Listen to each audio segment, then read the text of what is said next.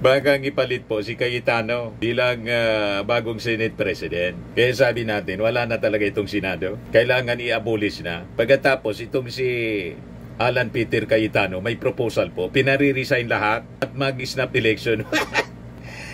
Kayo ang mag-resign. Kung sino yung sangkot, yun ang mag-resign. Yan o.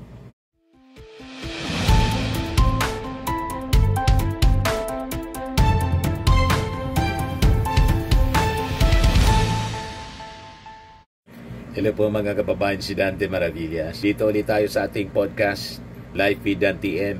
May kapapasok na balita mga kababayan ngayon. Si Ping Lacson finally nag-resign na po bilang chairman ng Senate Blue Ribbon Committee. Kasi napifeel ni Ping Lacson ayaw na sa kanya ng kapwa mga senador kasi may mga sabit. Ayan, Lacson inanunsyo pagre-resign bilang chairman ng Senate Blue Ribbon Committee. Kapapasok na balita, inanunsyo ni Senate President Pro Tempore Senator Ping Lacson ang pagbibitiw bilang chairman ng Blue Ribbon Committee sa Senado.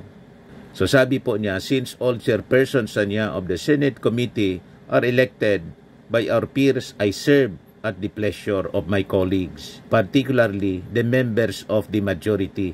So sabi ni Ping Lacson sa kanyang pag-announce ng pag-resign, rightly or wrongly, when quiet a number of them have expressed disappointment over how I am handling the flood control project anomalies, I thought it's time for me to step aside in favor of other member who they think can handle the committee better. So malamang mga kababayan, balik sa kamay ni Marcoleta. At malamang, ang isa pang mangyari, palitan din si Tito Sen ni ang maugong na pwedeng pumalit, hindi na po si Chis Escudero, kundi si Alan Peter Cayetano siguro as Senate President. So nakikita natin kung paano magtakipan sila. Kita ninyo, mga kababayan, pinagkaisan si Ping Lacson. Kasi si Ping Lacson, truthful lang. Ang gusto niya, sabi niya sa mga previous interviews, kung saan niya tayo dalhin ng ebidensya. Kaya lang, ang problema, yung mga ebidensya nagsasabi, maraming sabit sa kanyang mga kasama.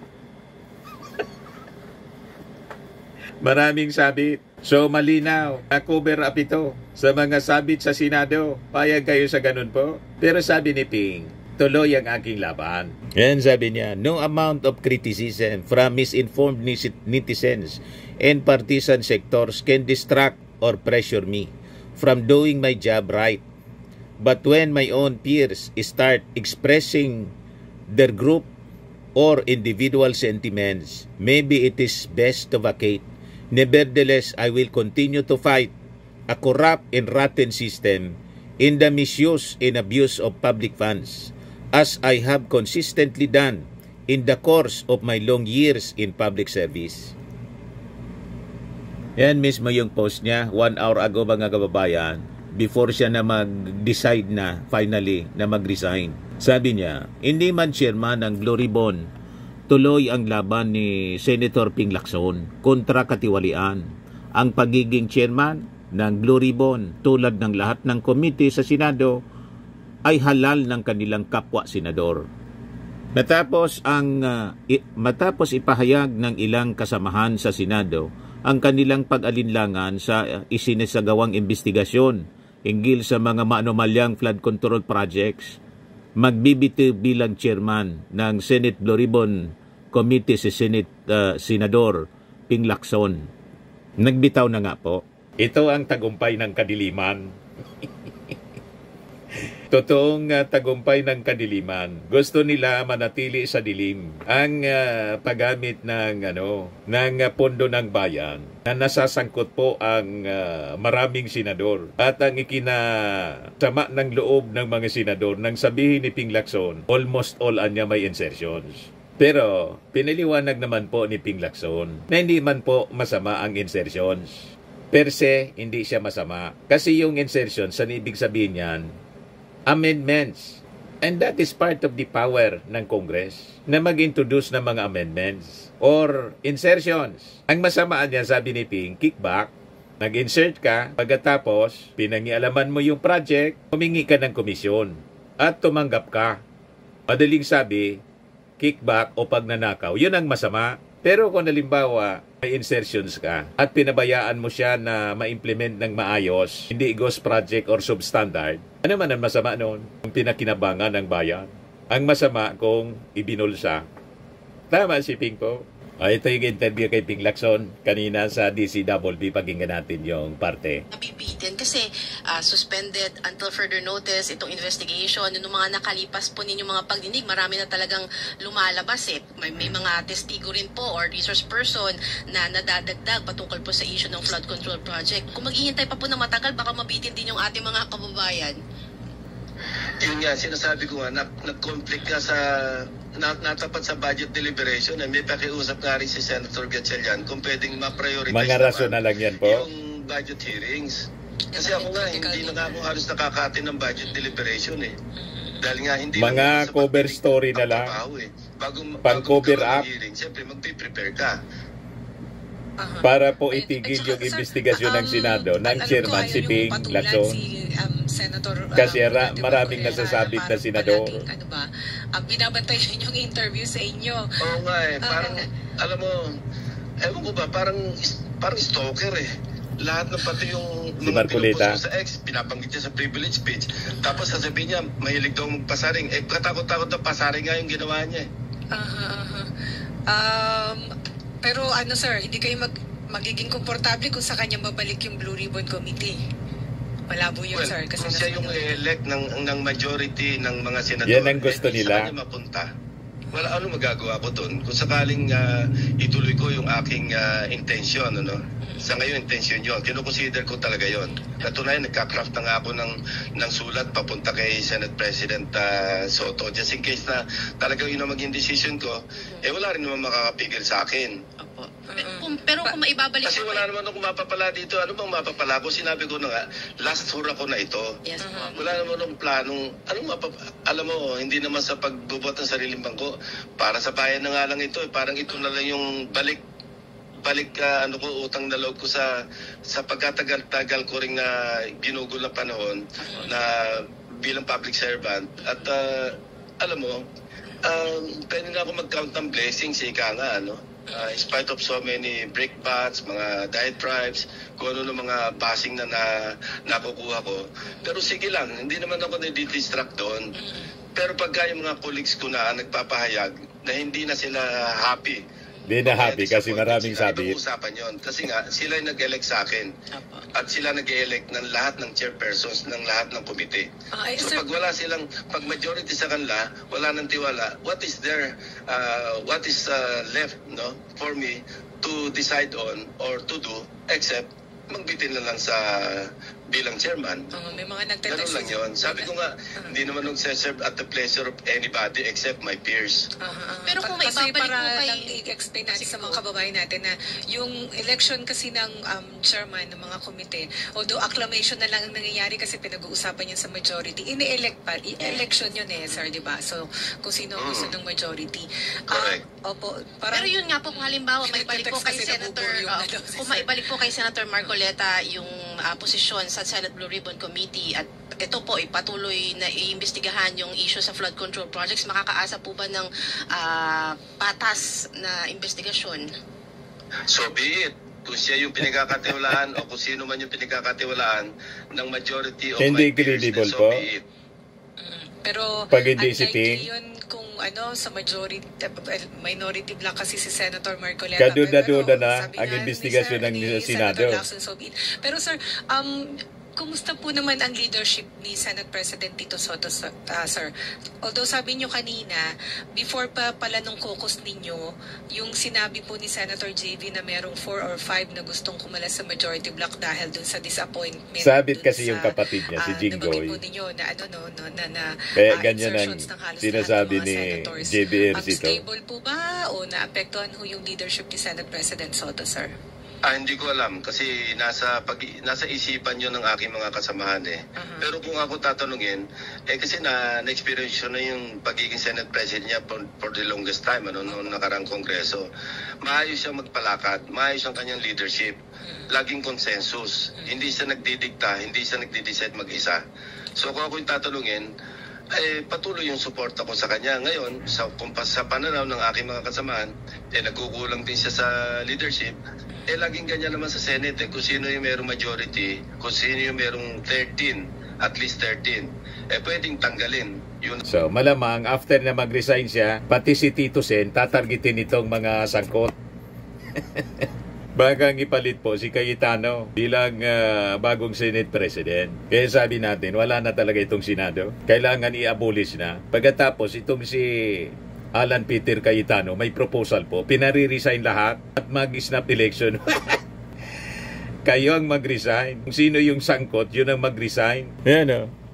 Cayetano proposes snap elections to restore public trust. Sa inyo man lang walang tiwala sa Senado ang ating mga mamamayang Pilipino kasi tingnan ninyo ang pinagagawa ninyo. Yan o, sabi niya. In his social media post, Cayetano suggested that all elected national officials, including President, Vice President, Senators, and members of Congress, voluntarily resign to pave the way for new elections. Under his proposal, no incumbent official, just a clean slate for the Filipino people, sabi po niya. Cayetano said, the public has grown increasingly distrustful of politicians and government officials. I dare say, now, more than ever in our history, politicians are suspects. Mandadamay kayo lahat. Ang suspect, yung mga Duterte na sinusuportahan ninyo. Ang ating Pangulong Bongbong Marcos, siya yung nagkalkal, nag-expose ng mga anomalya sa flood control. Sabi nga ng ating Pangulo, maya naman kayo pagkatapos idadamay ninyo.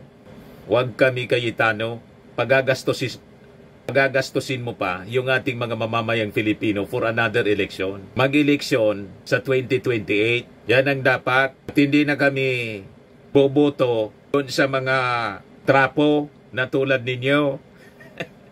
Pipili kami ng mga bago na mga personalities. Mandadamay ka pa. People have lost trust in government officials. Honestly, who can blame them? Calling the idea a sacrifice from public servants. Cayetano said a clean slate could serve as a turning point for national renewal and revival. Huwag kami. Anong ginawa ninyo nung panahon na mag-people power laban sa dating Pangulong Marcos Sr.? Nang iniloklok si Cory, nang tingin ninyo santa, ano nangyari sa Pilipinas? O di ba? Walang nangyaring maayos. Nagkandalit-silitsi ang ating bansa. Kaya nga ibinoto by landslide yung ating Pangulong Bongbong. Nadamay lang si Sara na nagkaroon ng 32 million votes. Kasi 31 million mga Marcos supporters. Doon sa issue ng korupsyon ng Vice Presidente, confidential funds, wala kang sinasabi. Yung Senado, nasira sa kakadikit ninyo kay Sara, kay Digong. Just imagine, yung Senado, tinamaan ng lahat ng bagyo at lindol. Ang ating bansa, yung Cebu. Ano yung mga topics ninyo dinidiscuss sa Senado? Yung house arrest ni Digong, nagresolusyon kayo. Anong klaseng Senado yan? Saan ka nakakitang mga taong ganyan? Napakamamanhid ninyo. Tinamaan na ng lindol. Ang bukang bibig pa ninyo, si Digong pa rin. Yung humanitarian considerations kay Digong. Pagdating doon sa AJK victims, silensyo kayo, tahimik kayo. Kayo ang mag-resign. Lahat kayong mga senador, mag-resign kayo. Mula Vice Presidente hanggang mga senador. Kasi sabi ni Ping Lacson, lahat ng senador, almost all. Isa ni Angara man lang daw ang wala. Sabi ni Katunying sa kanyang document na hawak, na insertions. Kaya pinag-initan ng kampo ninyo, ng grupo ninyo, si Ping Lacson. Kaya nag-resign na lang as chairman committee ng Blue Ribbon. Kasi gusto ninyo na mag-chairman si Marcoleta. O di ibalik ninyo si Marcoleta. Di ba? Sigurado bubulusok ang trust ratings ng Senado at isusumpa kayo ng mga mamamayang Pilipino sa ginawa ninyo kay Ping Lacson. Ito pa, isa pa si Amy Marcos, may official statement ngayon. Sabi niya, sa Lunes nakatakdang hirangin si Boying Rimulya bilang ombudsman. Tunay nga ang kulay itim pa rin ang kulay ng bayan, nagluluksa. nababalutan ng pangamba at kawalan ng pag-asa sapagkat ang huling bantayog ng pananagutan ay pinilit wasakin ng politika at kalapastanganan sa konstitusyon. Isang sapilitang pagtatalaga ng taong hindi karapat-dapat, may mga nakabinbin na kaso at may bahid ng kawalang hustisya. Iligtas mo ang inyong bayan, Panginoon. Kawalang hustisya kay Digong. Yan ang minimin mo. Kawalang hustisya pagdating sa kaalyado mong si Digong pagkatapos kay Sara. Ang hindi mo, Amy Marcos, napapansin at pikit mata ka yung kawalang hustisyang totoo sa mga na-EJK ni Digong. Yan ang totoo niyan. Pagdating doon sa mga pinasangkutan na kaso ni Digong, pikit mata ka. Tapos, si Boyeng Rimulya, sasabihin mo may kaso. Kayo man lang yung nagkaso. Gusto mo kasi hindi makaupo si Boyeng Rimulya kasi takot kayo. Si Boyeng nandyan sa ombudsman, mati na si Inday Sara. Malamang makasuhan sa ombudsman. The same case sa inarchive na impeachment case laban kay Sara. Huwag kami Amy Marcos. Sabi ni Yayam Dizon, isang Marcos supporter na galit na kay Amy Marcos. Kung totoo itong statement ni Manang Amy, ang initial reaction ko ay yahoo, magtago na ang mga kawatan sa gobyerno. Sabi ng mga nag-react, iba talagang tabas ng dila ni Amy, ang laki galit kay Secretary Boyeng. Sabi ni Olivia Villa, what a good news. Sabi ni Eli Portillo, salamat naman, go Boyeng, go for the corrupt and drug protectors in the government. Sabi ni E.R. Bautista, yes. Lolita Valdez, yes, yes, yes. Sabi ni Heriberto Jr. Doble, yes. Masamang ang loob ni Amy Marcos kasi hindi sila nagtatagumpay. Yung designated survivor niyang kaibigan, nag-appoint sa sarili niya para pumalit kay PBBM na kapatid niya. Imagine that. Mas matimbang si Sara kaysa sa kanyang kapatid na presidente. Saan ka puluti na ganyang uri ng kapatid? Dikit ng dikit. Kay Sara Duterte, pati kay Digong. Pinagbantaan na ni Sara si PBBM, si Martin pagkatapos. Galit kasi siya kay Martin pagkatapos kay Lisa Marcos. Wala siyang komento. Pati yung ini-imagine ni Sara na tanggalan ng ulo yung kanyang kapatid. Pati yung kanyang tatay. Gustong hukayin ni Sara. Itapon sa Itapon sa West Philippine Sea. Saan ka nakakita? Tapos kaibigan mo pa. Malinaw kung sino yung kampo ng kadiliman. Malinaw kung sino ang kulay itim. Kayo yung may maitim na budhi. Diba? Baliktad lahat. Masyado nang nalason yung isipan, mga kababayan ni Amy Marcos. Dahil sa galit niya, silos niya kay Lisa Marcos at kay Martin. Si Martin kasi, yan ang pinagdududahan nila, nalalaban sa pagkapangulo. Kaya target ng lahat niyang kaalyado si Martin.